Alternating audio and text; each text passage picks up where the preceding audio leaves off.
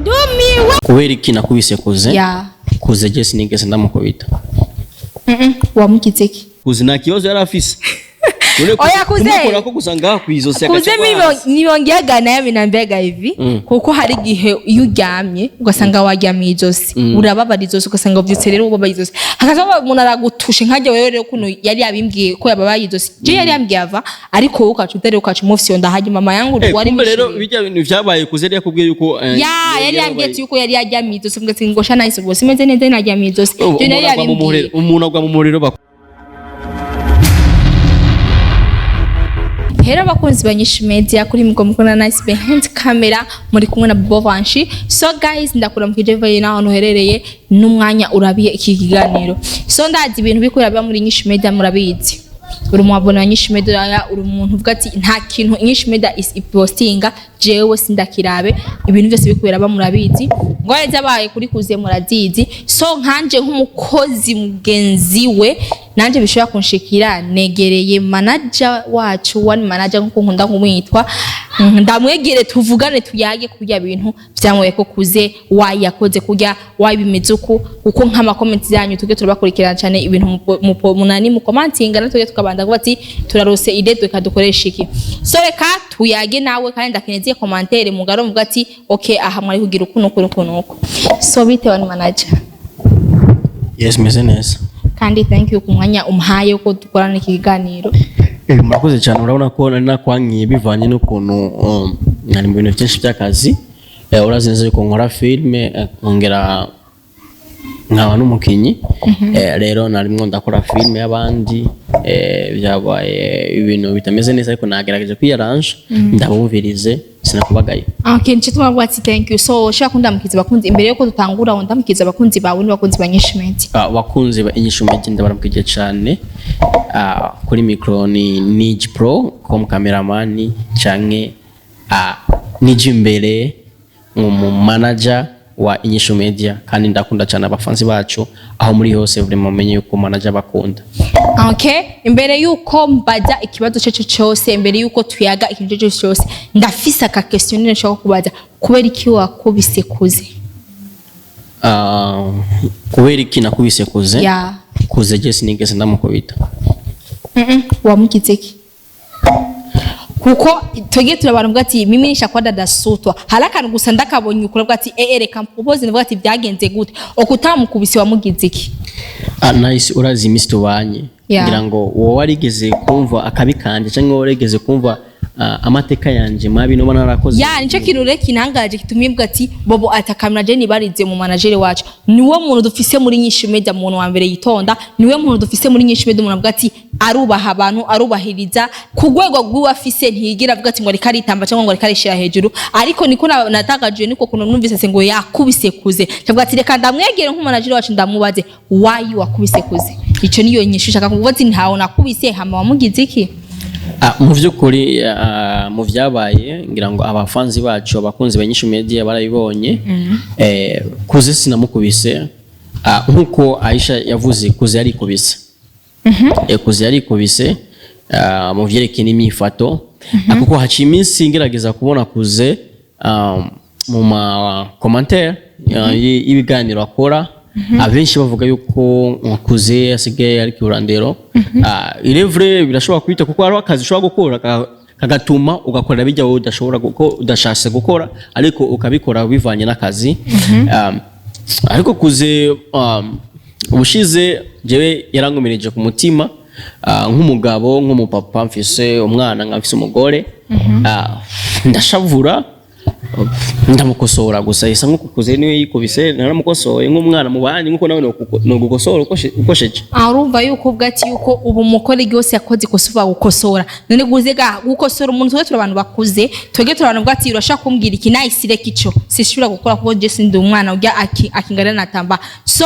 iki kintu bwati ni kirimo mu bintu by'amakosa kirimo mu bintu bwati no muri campaign yacu dushura kubihanira kuko hajya uba umubangamiye kuko bwati uramukubise kuze n'umuntu akuze n'umuntu nawe ne kuza shaka kuba ku muryango nka papa wiwe cyangwa mama we akabibona kwati umwana wanje naje ubusi nkimukubita ariko kukazi umuntu ngokora ngo managing akora muhemba ku kwezi niho ngo cyo mukora ibintu nkabijya abona jewe bamaye managing TV ya Inyishu Media. Yeah. Kubera warambonye ubutware bwanje, bamubonye ivyo nshoboye, bamubonye ko ari ivyo nokora, benshi muri twebwe batoshobora gukora. Yeah. Rero mu kumanaginga ndagerageza rero nka controller ubuzima bw'umuntu indani muri entertainment, apana andeol entertainment. Kwa andeol entertainment arafise ukuntu abayeho, ariko muri entertainment ndafise ukuntu umuntu ndamanaginga, kuko hagize ikintu aba canke akitwara nabi, ubwa mbere babanza gufata manager, hanyuma bakongera bagakurikirana aho kosa ryabaye. Rero kuze roze ko naco dupfa. Kuze naco dupfa kandi urabizi. Atarako gusa akantu gatonya kari gaciyemo. Nice, ndakubaza. Ndabarire sinabwo ndo mu presenter. Oya nta nakimena na kimwe bisanzwe basha kumbaza. Ntabwo ndo mu presenter ka ijambo naje ndari kubaza. Ufise umukunzi? No, I am single. You are single? Yeah. That is true. It is because you are single niyo mpamvu udashobora kumva uribwe, kuko na mpamvu niko no bandanya mvuga ko you are single. I am single now, ariko you don't know the value of love. Okay, subga ndi single. Let me finish. No. You know what nice. Yeah. You are single. You don't know the value of love. When you don't know the value of love, I can't tell you anything. And you cannot understand what I'm talking about. Manager, mimi nakuelewa. I am single now, lakini sio kama ngo nilikuwaga single. Nishaye kupitia katika mapenzi, ndio maana kwa muda nikashima hivi hivi niko single, sitaki tena mapenzi kutokana na kitu nishatokea mapenzi. Ushawahi kupita mapenzi? Yeah, nishaona naumiza au yako vipi, ndio nikasema hivi naamua kufanya kwa single. So manager, natuambie ni kosa gani ambayo kuzali fanya mpaka wasema ngoma ndamkosore. After we get to ukati muri Inyishu Media. Nitafika kuneno ndaza gushika kujamba ko niryo janzanye. Ariko ndashaka kukubaza kuko nabariko baratumva baba nawe nyine bumvire ushaka kumbwira niki wowe uzi wewe rukundo. What do you know about love? Okay, ndakubwira ikintu kila muntu wese muri aho ngo atimbwira definition y'urukundo arafise ukuntu ashaka kuyivuga. Basi wewe market yabaza ukuntu uzi. Yo ni my private kwa tiku ngo ndashaka kuelezea ngo mapenzi yangu yako hivi na shaka kupenda kujuga, hapana afikara asema udhaifu wangu, lazima asema no ndio siwezi, lakini sasa kivi yako wewe. No. Mimi nice ni kicheche. No, mimi sio kicheche. Ariko reka tugende kuri point kuko ndafise impamvu kandi nanje byarambabaje numva ngo umukorege mugenzi wanje yakubiswe. Kuko ari ndakubitwa kuzara umuhungu. Nanje nahise nza kubitwa. Nije ndi mukoga gusa muri Inyishu. Yeah, you know. Yeah, ndashaka gukubitwa nanje. Urashaka kuba kuze kukubitwa canke haba ikubera kuza kubitwa. No se mbajije ikosa lipi. About love. Byose byavanye ku rukundo. Wari manager urukundo. Tumva nakubwiye rero wobuze gatonya basi kuvyereka urukundo. Sawa, urukundo turarutahura, ariko hari ibintu urukundo ushaka gukoresha manu utari gukora, kandi ukosanga rero uri gukora makosa ngo kwerwa ngo ukunda umuntu. Kuba kuze n'umuntu hatahura wari kumutahutsa akamubwira ati kuze no ibintu urakora sibyo, iyi n'umugore wanje ibintu ukora arashaka kugutahura, ariko ntukimukubitimbira kamera uri manager wacu tukubaha, uri umuntu uri inzego, ariko ushaka kuranga ibintu nk'ibyo natwe kwandi akorega twashaka kubabara. Ibazira kuri comment atawa kugutuka ngo ujya manager yanyu n'umurozi, ibyo bintu bitigeze biva n'umusirimu vraiment no mushingira intahe. No nta mutima mubi icambira afise ntigira abwira nabe n'umuntu, ariko je naratangaye batanguga ati ngo wowe urumorozi ko ibiri kuwera urukundo ivyo byagukoresheje kuri kuze. Nice. Yajya icuvuze nico urukundo gurashaka gukoresha ikintu kibi. Urukundo gurashobora gutuma kukubonekanya wewe iyindi shusho kugagwa ukankwa n'abantu kubera urukundo utari witeze kugira. Naje ndatangaye cyane kumva iryo jambo ry'uborozi kandi ryarambabaje kurushika n'ubu. Mu bisanzwe jewe nizere yuko n'umuti wo kwina umwana nawe nzi ukunusa. Jewe rero nivyo kuroga n'umuti nivyo kuroga sinda bitahura. Shasa kumenyesha yuko abo babonye cya kiganiro nacana twagiranye nakuze mu vyereke ivy'uborozi mu bihagarike, ntabwo ndoga, sinzi n'umuti wo kuroga. Ngira ngo nawe mbwe iyo nahe ngo ushaka kuyishinga kuko wewe kirese nakazi ukaba uri umuntu managing muri TV, uri muri parti familiale. None uri muri parti familiale wabuzi twebwe mu bibi wacu waroga? No. No. Okay, rero sire kumvisha neza canke kuba kivuza yuko jewe ivyo bintu ntavyo nzi gusa ivyabaye je vyarantangaje harya niyo mpamvu sinashase kandi kubandanya gusa ariko hanini natiwe n'ishavu nk'umuntu w'umugabo kubona kuze ndamubaza none kuze wo kumbwira ivy'umugore birashikanaho acambwira ngo none wewe n'umugore wawe ukunda nde wowe n'umwana wawe umugore wawe n'umwana wawe ukunda nde kirambwira je umugore n'umwana wanje je umwana wanje namwisha ko ngo umwana wanje cyambwira none umugore wawe nawe ukunda kwambia kuze ivyo bintu nibiki ava yuko umenya umwana natangiye kumenya umugore kirambwira basi wewe kubwawe umwana wanje n'umugore wanje wo ukunda nde aho nyene ataraniyumvira kuko hajya muri leta bavuga icyumviro ca mbere canke ikintu uvuze ubwa mbere nico nico bafatiraho kuza cavuga ko akunda umugore wanje direct. Okay, aho nyene kandi rero kuba kuza akunda umugore wanje narigeze kuba mbona entre y'umugore wanje nakuze hari akantu kaka relation ukuntu babonanye wari manager bintu bisha bituma rero bisha yani we making a jewe sure kubona je kuze yuko hoba ari kintu kuko kumbe rero ni nabandanya mumirije kuza ashobora kunkora. Okay, so ndakumvise kandi umuntu umugabo atekereza kwiharanira nari wari haraniye ku bwawe none nk'ubuci usanga kuze n'umugore wa bakundana ukora iki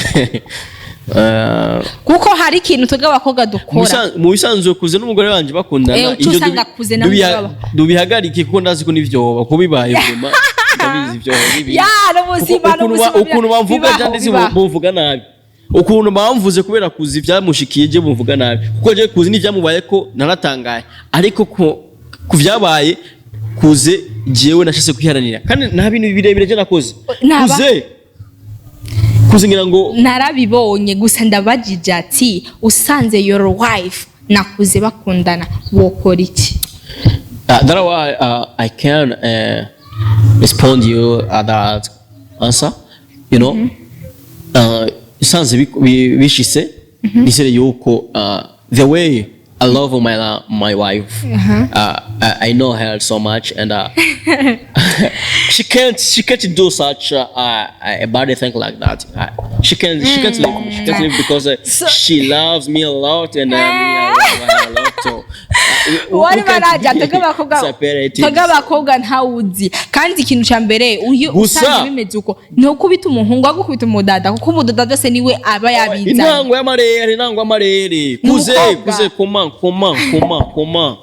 how gati ibintu bimeze uko ico navuga coco kuze arafisa amakosa cyo nicambere kuko nakwambia kuna msemo unasemaga Waswahili mkiwa mtu ni somo mutashatoa mahali kwenu ashafanya nafu wewe unakuja tu nuzi kunu yakiye hasi kugira ronka inkwano ariko wowe ucuza gusa ngo yo my wife ndagukunda so kandi nawe nk'umugabo nta kindi nawe no kubaza umugore n'umwana wawe uwotoreki notora umwana bro abakobwa ni beshi nzoronka naho umwana nonka n'undi gusa umwana ni ikintu gikenewe kandi ndahanura abandi bo bavuga ati yuko bafite iyo ngeso murahagarika bro mukiwa mtu ni somo bro kana kintu kibaza nk'umugore w'umuntu kinabaza kukibona je ibingo nyinshi ndazibona ukuntu nta kintu kibaza naho ati umugore wanje sindamukunda ariko ugamusenga ngo ariko mwe n'undi mutima nice ndakubaza gatonya none ujya munsi kuzi nta kibazo yari afise oya kuze kumukora ko gusanga kwizo seka kuze nibongiyaga nayo binambega hivi kuko hari gihe iyo uryamye ugasanga waryamye izosi urababara izosi ugasanga ubyutse rero ubaba izosi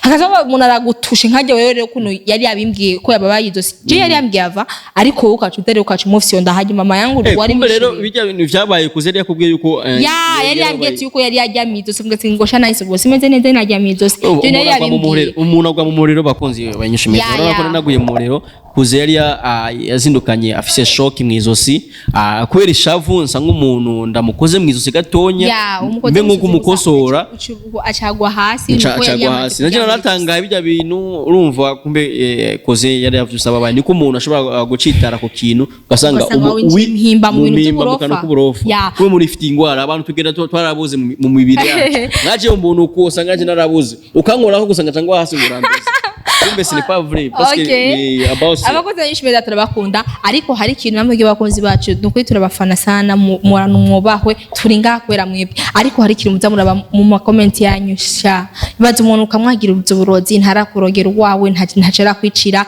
bazomba ngo n'umurozi no si byiza gusa nuko wani manager n'umuntu wa mbere no kuvuga ati muri naho ba company nzima yose abantu bose bari muri inyishu media nta muntu afise umutima mwiza nkawe ndabona ico ni cyambe ndamushinga nahe cya kabiri nta muntu ntisigera mbona ngo akarasho nabwo ati jarashwani ico kintu ayashwani cyambwa ati nice ndafise ikosa kuko ari ndagushwani cyambe ofisi ikosa ari ndagutuka ofisi ikosa umva ico kintu kaza ivyo ndabibona mu gake so bakonze inyishu media muragerageza turabakunda no kuri turabana umufana cyane uko hatwicarira ko yamwebwe yataba mwebwe ahaturi nituhato hari kitungwa n'abantu mwubahwe ariko muzabona baba comment muzamuratanga zamuraba comment muzamuratanga ngavuga ati yuko ndakomeza iki kintu nikiza kono kuko hari kintu cyo kumunziga nkaje hari comment nkunda Adonais ndagusaba ikintu umonete telefone narakimwe je ndikura kandi byiza yuko woheze ikiganiro narakimwe ndikura seze ikiganiro ariko mumbabari narakimwe so zamuraraba vraiment comment muzamuratanga harimo nk'amakomatire nkunda kubona nkumva ranshitsi intege nuko nyine uguca usanga yene n'umuntu ndavuga ati ngo ndikunda cika intege ndikunda ndavuga ati singe vapinge so ndabakunda cyane ukurumwe ko murasupportinga kuri mwavugiye nice subira ku kazi mubahwe respect ndagukunda cyane umufana wanje ndakunda umufana wa Nyishu Media utarakora subscribe kuri channel yacu kora subscribe na comment zanyu zakeneye ko zamuraraba ama comment vraiment muzamuratanga mundufashe gukora na share na subscribe na ndabakunda cyane I love so much so bobo ndumiwe